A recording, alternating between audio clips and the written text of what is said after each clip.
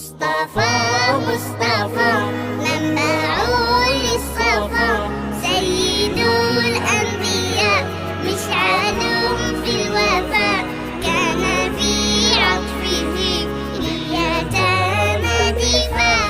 مصطفى مصطفى منبع للصفا، سيد الأنبياء مشعل في الوفاء، كان في عطفه لليتامى دفاع.